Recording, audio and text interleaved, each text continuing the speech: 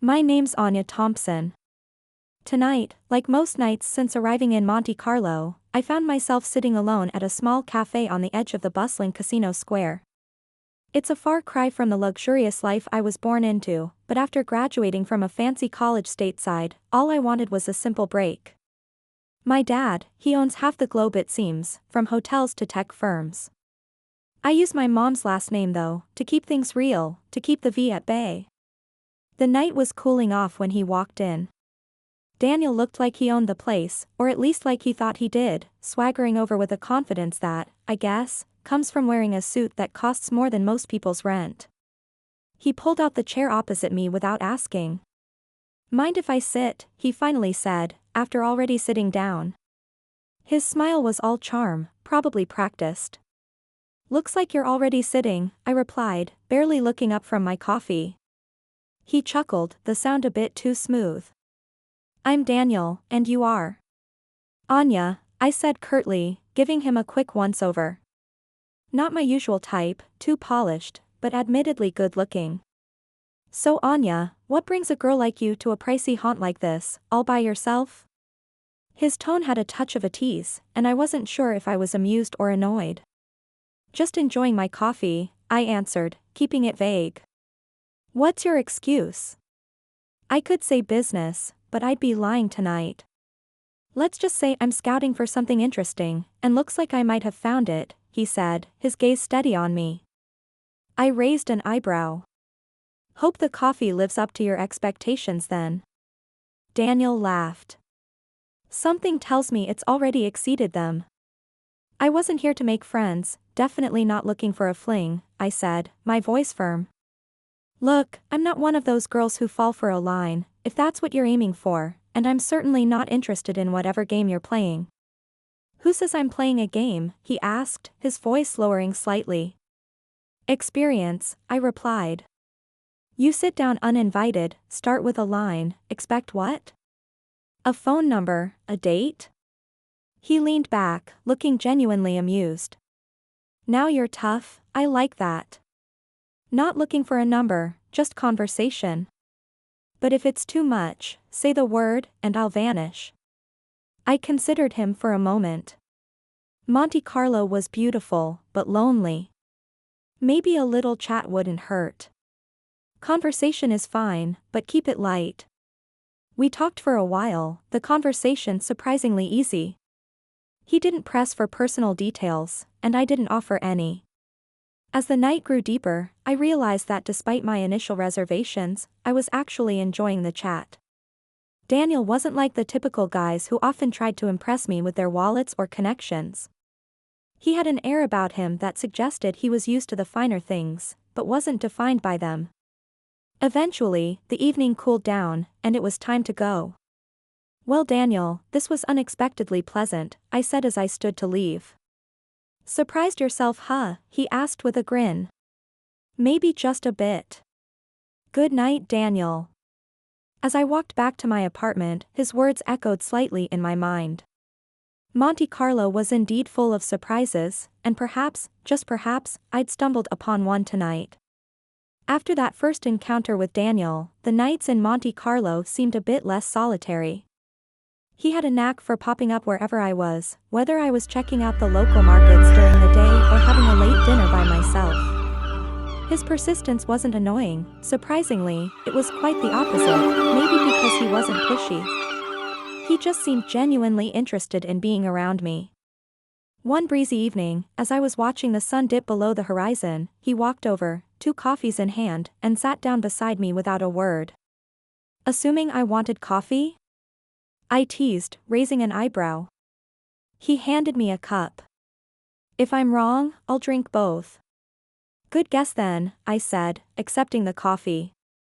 We sat in silence for a bit, the sound of the waves filling the quiet moments. "You never told me what you do back in the States," Daniel finally broke the silence.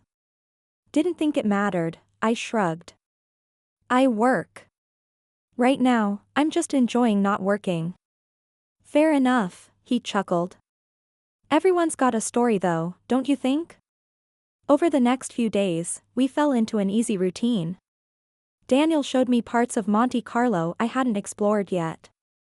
We talked about everything and nothing, movies, books, our favorite foods. He loved to argue about the best James Bond actor, staunchly defending Daniel Craig, while I was all about the classics like Sean Connery. One day, as we were strolling along the beach, he stopped suddenly and looked at me seriously, a look I hadn't seen before. Anya, I know I'm just some guy you met at a café, but these past weeks have been, I don't know, different, better because of you. I stopped too, unsure how to respond. Feelings were not what I planned on dealing with here. Daniel, I like hanging out with you, I do, but this is just a break for me. I'm not looking for complications. He nodded slowly, taking a deep breath. I get it. No pressure. Just know that I'm here, okay? And I think you're pretty amazing. Days turned into weeks, and my time in Monte Carlo was drawing to a close. Daniel and I spent more and more time together, and what started as casual walks and talks turned into late-night dinners and early morning breakfasts. It was the last thing I expected, falling for someone under the Mediterranean stars. Then one evening, he dropped a bombshell. Come back with me, Anya. Work at my company in the States. I know it's sudden, but I don't know, I just think it could be great. The idea was crazy, completely insane, and yet, part of me was tempted by the adventure, by the idea of taking this, whatever it was, and seeing where it could go. Moving back to the States felt like stepping into an alternate universe. Daniel's offer wasn't just a job, it was an invitation into his life, and suddenly, I was living in an ordinary apartment in an ordinary part of town, playing the role of an ordinary girl who'd lucked out. My father, however, had different ideas about ordinary. He showed up unannounced one afternoon, just as I was unpacking my last box. His booming laugh filled my small living room as he stood in the doorway, towering and larger than life. Anya, hiding out in plain sight, he chuckled, giving me a big hug that almost crushed my ribs. So tell me about this decision. This guy must be something special for you to up and move like this. His tone was light, but I could tell he was probing, doing his fatherly duty to sniff out any trouble. I sighed, sitting down on the couch. His name's Daniel. He's different, Dad. He doesn't know about all this, I said, waving vaguely around, implying the wealth and the complicated strings that came with it. Dad sat down next to me, his expression serious. Now Anya, you know you can't keep that a secret forever. If he's going to be part of your life, he should know who you are. I know, Dad. I want to be sure about him before I complicate things. Thanks for looking out for me though. He ruffled my hair like he used to when I was a kid. Always, kiddo. Just remember, if you need anything, I'm just a call away, and I've got eyes everywhere, he added with a wink. The next few weeks were a whirlwind of adjusting to my new job and new life. Daniel was a constant presence, supportive and as charming as ever, but there was an edge to him now, a sort of sharpness that came with the responsibilities he carried. One night, over a quiet dinner at my place, Daniel brought up a topic I'd been dreading. Anya, when do you think I'll get to meet your parents? I feel like I'm missing a big part of your life. I paused, the weight of the moment settling over me. Well, my mom passed away a long time ago, and my dad's just a regular trucker. We're not exactly on speaking terms right now. Daniel frowned, a hint of concern crossing his face. I'm sorry to hear that, but you know, whenever you're ready, I'd like to meet him. Family is important. I nodded, appreciating his sentiment, but knowing full well the reality of my father's world, a world I wasn't ready to introduce Daniel to just yet. Life with Daniel moved at a pace I never expected. We were already blending our lives together. My job at his company was going great, and we were getting deeper into our relationship. I guess it all seemed like we were gearing up for something big, but I was still taken aback when that big moment actually happened. It was a normal evening. We were at his place, a cozy, upscale apartment with views of the city's skyline. We'd just finished dinner, nothing fancy, just some takeout because neither of us felt like cooking. We were sitting on the couch, a documentary about ocean life playing in the background, the kind you watch but don't really watch. Daniel turned to me, his expression more serious than the situation called for. He took my hand, and suddenly, I felt my heart start to race. Anya, I've been thinking about us, about everything we've been through, and everything I want for us in the future. I nodded, my mouth suddenly dry. Yeah. I love you, Anya. I love everything about you, and I don't want to imagine my life without you. He paused, and I could see him swallow hard, like he was nervous. That made two of us. I want to be with you, always. Will you marry me? Just like that. No getting down on one knee, no ring box being opened. It was straightforward, genuine, and so very Daniel. Yes, I said, the word coming out in a rush, almost a relief. Yes, I will. He flashed that wide, infectious grin that had won me over from day one and hugged me tight. We spent the rest of the evening talking about our future, what we wanted, where we saw ourselves. It was exciting and a bit daunting, but it felt right. The next challenge came when I told my dad. I expected him to be happy, but his response was lukewarm at best. Anya, you know I want nothing but your happiness, but are you sure about this? It's all happening so fast, he said, his voice heavy with concern. I'm sure, Dad. He's a great guy. You'll see. I tried to sound more confident than I felt. He sighed. All right, but promise me you'll sign a prenup, just to be safe. The word prenup didn't scare me, it was just another part of the modern marriage package, especially with someone who had as much to lose as I did, even if Daniel didn't know the full extent of it. Of course, Dad. We'll handle it, I assured him. That's good then. And Anya, I won't be at the wedding. I don't want to spoil your story about being a simple girl. Then came the introduction to Daniel's mother. Her reception was icy from the start. During dinner at their family home, she scrutinized me with a look that chilled the room. Daniel, are you sure about this girl? She doesn't seem like a fit for our family, she remarked bluntly. Daniel tried to smooth things over, but his mother was relentless. A prenuptial agreement is non-negotiable, she insisted. I agreed without hesitation, knowing it would ease some tension. Absolutely. I wouldn't have it any other way, I said, as we later formalized the terms with a lawyer present. Despite these hurdles, our wedding in the Maldives was breathtaking. Standing beside Daniel, with the ocean whispering behind us and the sand beneath our feet, I felt a surge of hope.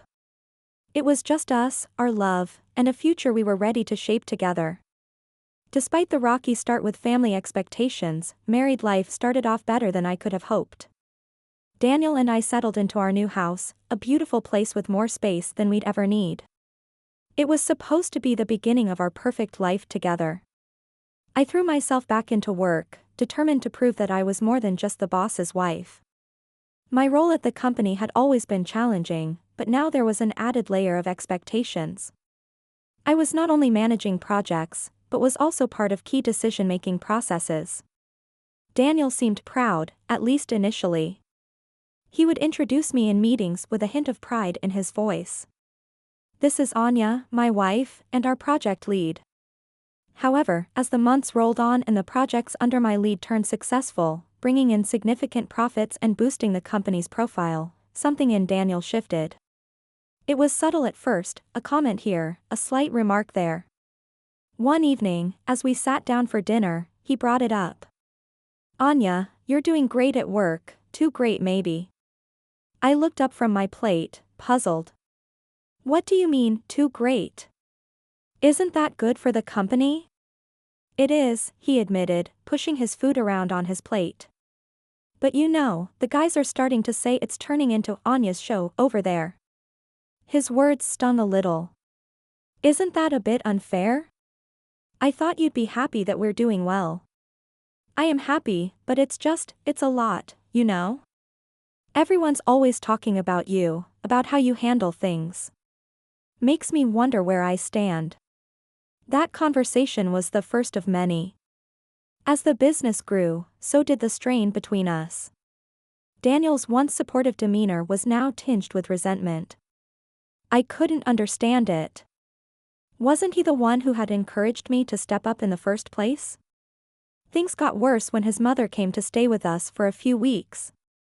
Her presence in the house brought an old-world, traditional attitude that I had always managed to avoid. She would make offhand comments about my work, about how a wife should be more present at home. "You're always at the office, Anya. When do you have time to take care of your husband?" she would say. I tried to shrug it off, to keep the peace, but her words only deepened the growing rift between Daniel and me. It seemed no amount of success at work could compensate for what was slowly unraveling at home. The more I achieved, the more our marriage suffered. One evening, Daniel came home from work, his face set in a grim line. "Anya, I think it's best if you leave the company. We need to focus on our family, and it seems like your role there it's just causing too much tension." "Leave the company, but why? I've been contributing so much." My voice was a mix of disbelief and anger. "It's for the best. You can focus on the house, maybe start that garden you've always talked about." His tone was dismissive, as if he was deciding on something trivial, not my career. The next day, I found out he had let go of all our house staff, housekeepers, cooks, gardeners. It was all on me now. "You wanted to be more involved at home, here's your chance," he said, almost coldly. I wasn't scared of housework, but the way this was thrown at me felt wrong. This wasn't the loving, caring man I married, this was someone else, someone very intolerant and controlling. His mother, staying with us at the time, seemed to relish the situation. "It's good for a wife to focus on her home," she would say, smirking slightly whenever Daniel talked about my new role as a full-time housewife. As I adjusted to this unexpected turn in my life, I couldn't help but feel ashamed that I hadn't seen this coming, ashamed to admit to my father that maybe he was right about Daniel.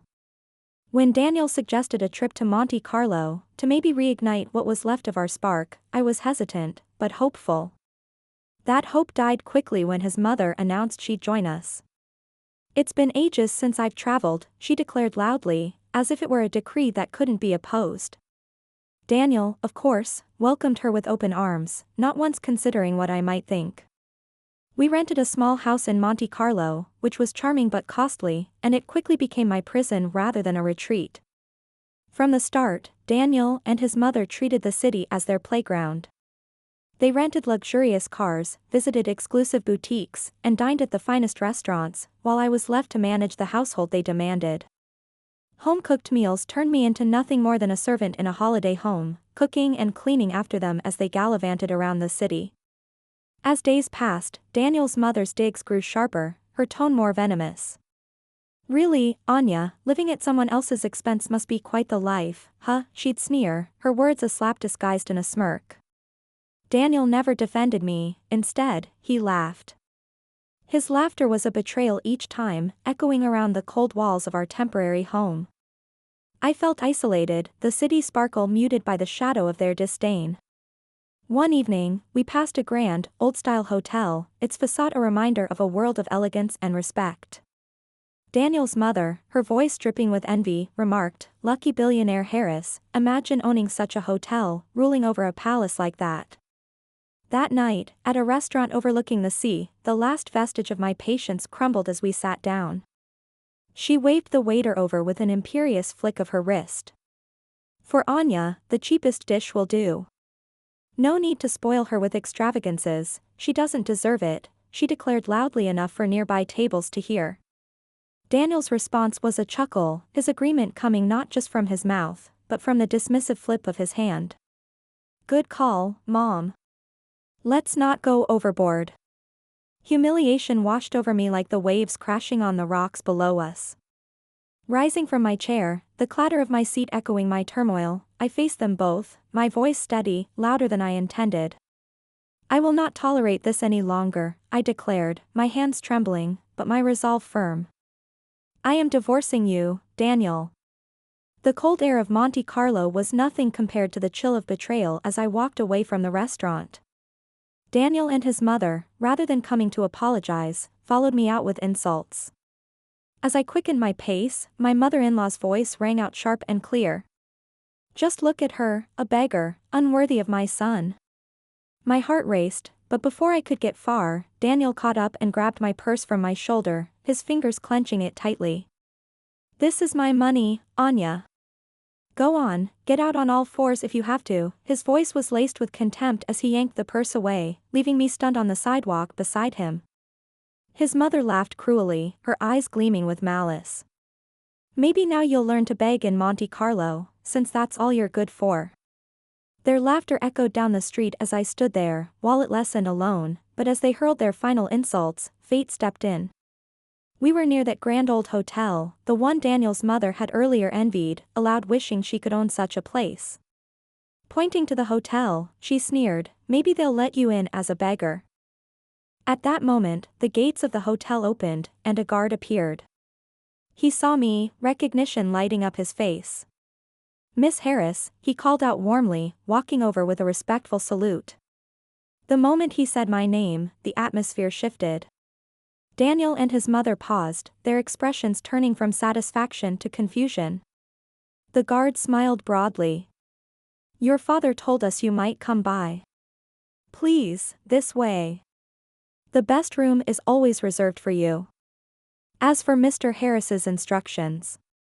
Daniel's mother's face paled, her earlier words turning to ash in her mouth. Harris? As in the billionaire Harris, she stammered, her earlier bravado crumbling. Ignoring them both, I walked towards the guard, my posture straightening. Thank you, Pierre, I said, my voice calm and collected. Inside, I felt a mix of relief and vindication. Behind me, Daniel's please began, his tone desperate. Anya, please, I didn't mean. His mother, not to be outdone, shouted past her son.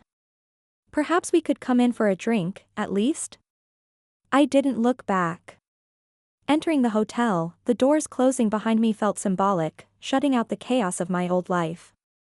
Pierre escorted me to the reception, where staff greeted me with the deference due to the daughter of their employer. The flight back to the United States was a long one, giving me plenty of time to ponder over my next steps. By the time I landed, my resolve had hardened like the city sidewalks, ready to be trodden upon, but unyielding to the pressure. The following day, I found myself in the office of a reputable lawyer, papers spread out before me like a battle map. During your tenure at the company, it appears your husband failed to pay you bonuses owed for the multi-million-dollar deals you closed, the lawyer pointed out, his tone a mix of surprise and indignation. That sounds about right, I sighed, my mind racing through the countless hours I'd poured into that company, the success I had driven. We're suing for $3 million. The courtroom was cold and sterile, a stark contrast to the heated glares Daniel shot across the room as he stood there, fumbling through his defense. The man I once loved looked nothing short of pathetic. When the verdict came, a resounding victory awarding me $3 million, Daniel's face crumpled. Outside the courthouse, he attempted one last plea. Anya, everyone's laughing at me. I messed up. Can we start over? His words could have tugged at my heartstrings once, but that time had passed. You only miss the money, Daniel. Maybe listen less to your mother next time, I said, the edge in my voice cutting through the crisp air. I turned and walked away, the sound of my heels against the pavement marking the end of that chapter. Returning home, I faced my father. The air between us was thick with unspoken words until I broke the silence. Dad, I should have listened to you. He wrapped me in a hug, his embrace warm and forgiving. You had to learn on your own. Now you know, and knowing is half the battle. We talked late into the night about life, mistakes, and new beginnings. His advice was a beacon as I navigated through my thoughts of the future. Inspired by our conversation, I began laying the groundwork for my next venture. My experience at Daniel's company had not only honed my skills but ignited a passion for the industry I couldn't deny. I decided to open my own investment firm. With my expertise and the hefty settlement, I had the resources to start something meaningful, something mine.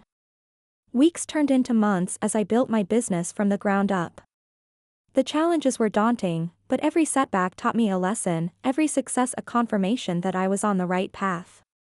Sitting in my new office, overlooking the bustling streets below, I realized how far I'd come from a disillusioned wife in a loveless marriage to a competent business owner. The journey had been fraught with hurdles, but each one had made me stronger. Thanks for watching. How did you find the story? Let me know in the comments below. Remember to like this video and subscribe to our channel for more awesome stories like this. Your feedback and support mean a lot.